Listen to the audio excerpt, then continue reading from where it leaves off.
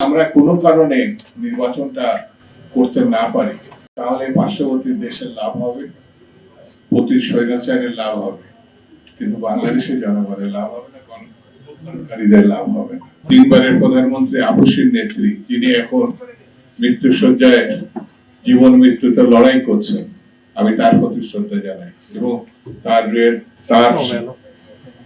আল্লাহর প্রতি আমি প্রার্থনা করে আল্লাহ যেন তাকে আমাদের মধ্যে সুস্থ সবল করে ফিরিয়ে আনে। আমি আর 25 তারিখে আমাদের নেতা আসবে, আমি সবাইকে আহ্বান জানাবো দিনটা যেন আমরা স্মরণীয় করে রাখি।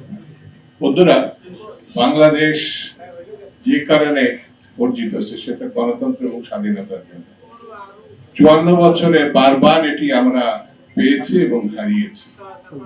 এখনো সন্দেহ দেখা দিয়েছে নানান ভাবে, সেটি হচ্ছে মহল বিশেষ একটি অবস্থা তৈরি করার চেষ্টা করছে যাতে নির্বাচন না হয়।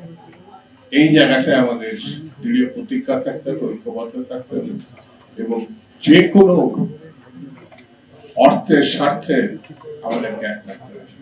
যদি আমরা কোনো কারণে নির্বাচনটা করতে না পারি কোনো কারণে, তাহলে পার্শ্ববর্তী দেশের লাভ হবে, প্রতি স্বৈরাচারের লাভ হবে, কিন্তু বাংলাদেশের জনগণের লাভ হবে না, গণতন্ত্রকারীদের লাভ হবে না। সেই জন্য শুরুতে যেমন একটা গণহত্যাকারী দল ছিল, ঠিক তেমনি 24 আরেকটি গণহত্যাকারী দল। আর বিএনপি হচ্ছে লড়াইয়ের দল, বিএনপি হচ্ছে গণতন্ত্রের দল, বিএনপি হচ্ছে জনসমর্থিত দল। এই দুই গণহত্যাকারী আমাদের বাংলাদেশকে বিপন্ন করতে পারে। সেই জন্য এই দুই গণহত্যাকারীর চরিত্র এক, লক্ষ্য এক, কর্তৃত্ব এক।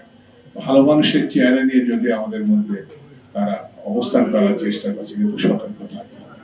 কোনো কারণে যদি আমরা ভুল করি তাহলে ভয়ঙ্কর একটি পরিস্থিতির আমরা মুখোমুখি হতে